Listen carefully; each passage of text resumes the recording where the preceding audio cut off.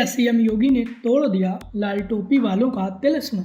UP की सियासत में बदलाव की नई बयार। अयोध्या की हार के बदले छिन गया सपा का गढ़। अखिलेश यादव को भारी पड़ा राजनीतिक बड़बोलापन। और क्या योगी ने सच में खत्म कर दी अखिलेश यादव की पॉलिटिक्स? तुक्के से मिली जीत के बाद अखिलेश यादव का घमंड 6 महीने से भी ज्यादा टिक नहीं सका है। और जिस उत्तर प्रदेश में लोकसभा चुनाव के बाद मुख्यमंत्री योगी आदित्यनाथ के सियासी खात्मे की बातें कही जा रही थी, उसी यूपी में एक बार फिर अखिलेश यादव के सियासी फ्यूचर पर सवाल खड़े हो गए हैं। लोकसभा चुनाव में अयोध्या वाली फैजाबाद सीट पर बीजेपी को मिली करारी हार के नाम पर हिंदुओं को जलील करने वाली समाजवादी पार्टी को योगी आदित्यनाथ ने बर्बादी की कगार पर लाकर खड़ा कर दिया है। और सवाल यह है कि क्या यूपी में अखिलेश यादव को लोकसभा वाली जीत के बाद हासिल हुई खुशी का शीघ्र पतन हो चुका है? नमस्कार, आप देख रहे हैं एनालाइज नाउ और आज हम बात करेंगे उत्तर प्रदेश की सियासत पर, जो पिछले 6 महीने में 180 डिग्री पलट चुकी है। जिसके बाद सबसे बड़ा सवाल यह है कि क्या उत्तर प्रदेश में अखिलेश यादव के लिए सियासी जमीन बचा कर रखना बहुत मुश्किल हो गया है? बात ठीक से और तथ्यों के साथ समझनी है तो वीडियो पूरा देखिएगा। और अगर आप ऐसे ही वीडियोस देखना चाहते हैं तो चैनल को सब्सक्राइब करके नोटिफिकेशन सेटिंग ऑन कर दीजिए। पिछले साल हुए देश के आम चुनाव में उत्तर प्रदेश से बीजेपी को बड़ा झटका लगा था। बीजेपी की हार में समाजवादी पार्टी को सबसे बड़ा फायदा हुआ था, जिसने 37 सीटें अपने नाम की थी। ये 37 सीटें सपा के लिए काफी अहम रही, क्योंकि सपा का ये अब तक का सबसे बेहतरीन प्रदर्शन था। लोकसभा चुनाव में बीजेपी फैजाबाद सीट तक हार गई और वहां से सपा के अवधेश प्रसाद जीते। फैजाबाद सीट के अंतर्गत ही अयोध्या शहर भी है। और पिछले साल 22 जनवरी को पीएम मोदी और सीएम योगी की मौजूदगी में अयोध्या में राम मंदिर में रामलला की प्राण प्रतिष्ठा हुई थी।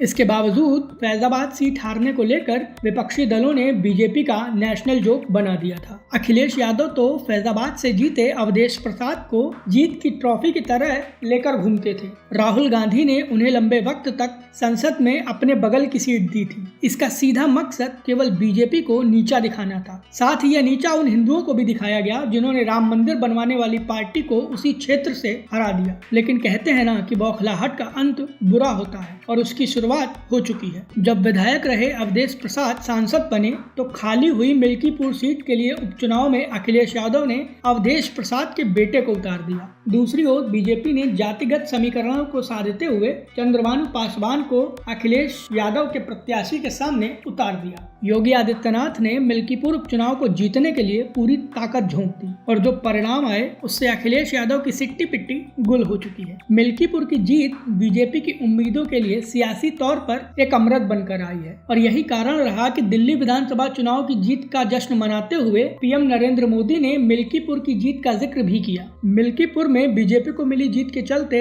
यह भी कहा जा रहा है कि सीएम योगी ने महज 6 महीने के अंदर अखिलेश यादव से अयोध्या में मिली हार का बदला ले लिया है। मिल्कीपुर से पहले नवंबर में यूपी की 9 विधानसभा सीटों पर उपचुनाव हुए थे, और उन उपचुनावों में भी बीजेपी ने भगवा लहराया था। बीजेपी ने 9 में से 7 सीटें जीती थी, और खास बात यह रही कि बीजेपी ने कुंदरकी सीट भी अपने नाम की थी, जो कि एक मुस्लिम बहुल्य क्षेत्र माना जाता है। 10 सीटों पर हुए उपचुनाव का नतीजा देखें तो बीजेपी ने 8 सीटें अपने नाम की हैं। मतलब सीएम योगी 80% मार्क्स से पास हुए हैं। वहीं सपा प्रमुख अखिलेश यादव का स्ट्राइक रेट महज 20% ही रहा। लेकिन फिर भी मिल्कीपुर की सीट पर मिली जीत बीजेपी और सीएम योगी के लिए सबसे ज्यादा खास है। लोकसभा चुनाव में फैजाबाद सीट पर मिली हार के पीछे हुई गलतियों से सबक लेकर सीएम योगी ने रणनीति बनाई और एक एक चीज खुद मॉनिटर की, जिसका नतीजा जीत के तौर पर हम सबके सामने है। मिल्कीपुर अवधेश प्रसाद की परंपरागत सीट मानी जाती है। इस सीट पर सीएम योगी ने खुद मोर्चा संभाला था, और पार्टी के संगठन ने मंत्रियों और विधायकों तक को इस सीट पर चुनावी जीत के लिए झोंक दिया था। नतीजा यह हुआ कि 2022 के विधानसभा चुनाव में जिस मिल्कीपुर सीट पर बीजेपी 13,000 वोटों से हारी थी,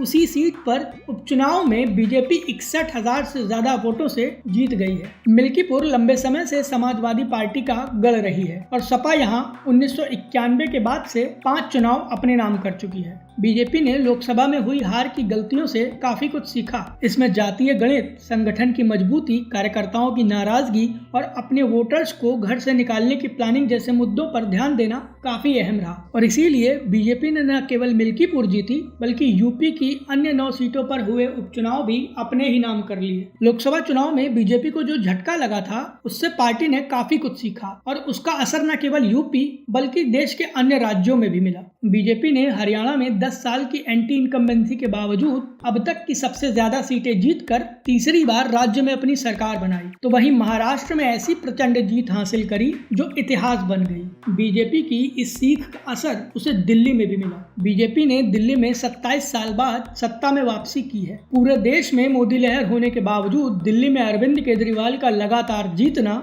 बीजेपी और प्रधानमंत्री नरेंद्र मोदी के लिए एक दाग जैसा था और इसीलिए इस बार दिल्ली में बीजेपी ने भी अपनी पूरी ताकत झोंकी थी, जिसका उसको सकारात्मक परिणाम देखने को मिला। और इसी के चलते यह सवाल खड़े होने लगे हैं कि अगर सीएम योगी और बीजेपी इसी तरीके से आक्रामक रहे तो अखिलेश यादव की मुसीबतें बढ़ सकती हैं। उनका मुस्लिमों को लेकर प्रेम और हिंदू विरोधी रुख उन्हें वोटों के लिहाज से बड़ा नुकसान पहुंचा सकता है। अब अगर अखिलेश यादव अपनी राजनीति करने के तरीके में अभी भी बदलाव नहीं करते हैं तो ये उनके लिए और समाजवादी पार्टी के लिए फ्यूचर के लिहाज से काफी खतरनाक साबित हो सकता है, क्योंकि ना तो ये पहले वाली बीजेपी है और ना ही ये 2024 के लोकसभा चुनाव से पहले वाले योगी आदित्यनाथ। ये वो हैं जो एक बार झटके के बाद जरूरत से ज्यादा खूंखार हो गए हैं और इनका एग्रेशन अखिलेश यादव के सियासी फ्यूचर पर ब्रेक भी लगा सकता है। यूपी के इस सियासी समीकरण को आप कैसे देखते हैं? प्लीज अपनी राय हमें हमारे कमेंट बॉक्स में जरूर दें। वीडियो पसंद आया हो तो प्लीज इसे लाइक करें और हमें सपोर्ट करने के लिए हमारे इस वीडियो को अपने दोस्तों के साथ ज्यादा से ज्यादा शेयर करें।